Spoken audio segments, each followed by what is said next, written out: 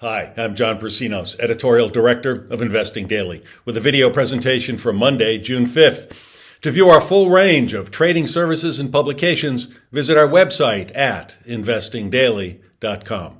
Also visit the website of our subsidiary, streetauthority.com.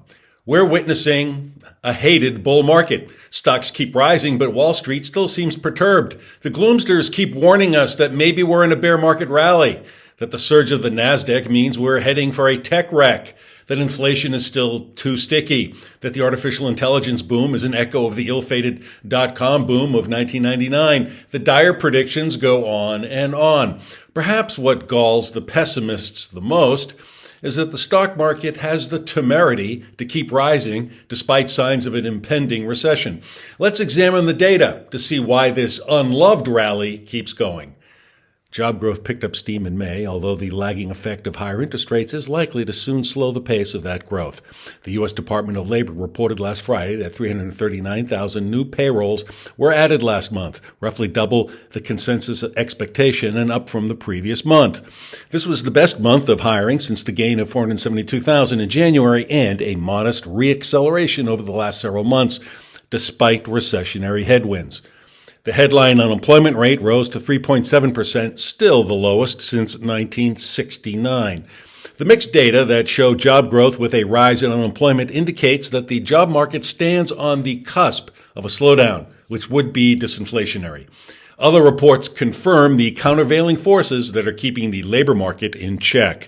Job openings remain 3 million above pre-COVID openings, but they've fallen by nearly 2 million over the past year, including a decline of 1 million just over the last 4 months. Job postings are on a gradual downward slope as well, with employers cutting back in expectation of a recession. The Department of Labor reported last Thursday that for the week ending May 27, initial claims edged higher to 232,000, an increase of 2,000 from the previous week's revised level and below the estimate of 235,000. According to ADP last Thursday, private sector employment increased by 278,000 jobs in May, well ahead of the 180,000 estimate, and annual pay was up 6.5% year over year. However, ADP also reported that wage growth has decelerated. Job changers saw a gain of 12.1%, down a full percentage point from April. For job stayers, the increase was 6.5% in May, down from 6.7%. The ADP report stated, "This is the second month we've seen a full percentage point decline in pay growth for job changers. Pay growth is slowing substantially, and wage-driven inflation may be less of a concern for the economy despite robust hiring." So, moving forward, what can we make of this conflicting data?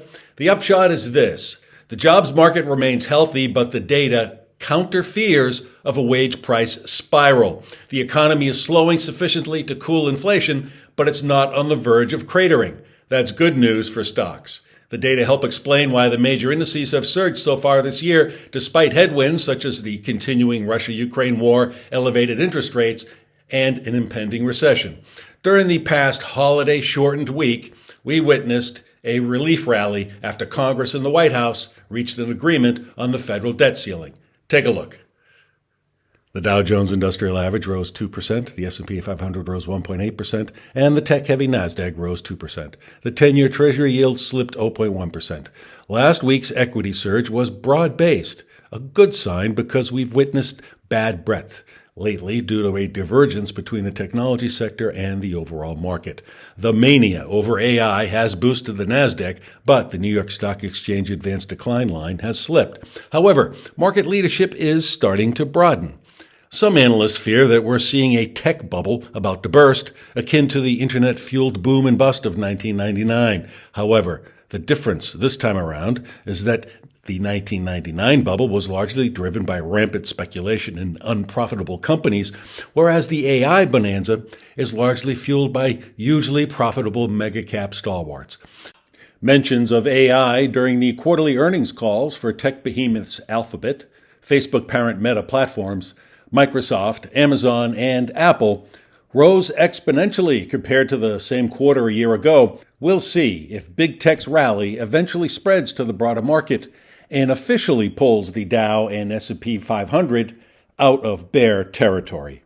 The S&P 500 remains well above its 50 and 200-day moving averages, and the CBOE Volatility Index, the VIX, hovers below 15. A reading of the VIX below the threshold of 20 indicates a lower risk environment. Now let's take a look at the week ahead. Here are the salient economic reports scheduled for release this week. S&P U.S. Services PMI Factory Orders, ISM Services Monday, U.S. Trade Deficit Consumer Credit Wednesday, Initial Jobless Claims and Wholesale Inventories Thursday. The stock market rally appears to have legs, but if you're still nervous about the risks I've just described, consider the time-proven advice of my colleague, Dr. Stephen Lieb. As Chief Investment Strategist of The Complete Investor, Dr. Lieb has produced a special report on how to survive the tectonic shifts facing the financial world. Amid the upheavals he sees ahead, Dr. Lieb says the most profitable investment opportunity won't be found among conventional assets. His research indicates it will be a tiny, under-the-radar play. For details, click the URL at the bottom of the article that accompanies this video on the Investing Daily website. Well, that's it for now, and if you have any feedback or questions, please don't hesitate to send me an email at mailbag@investingdaily.com.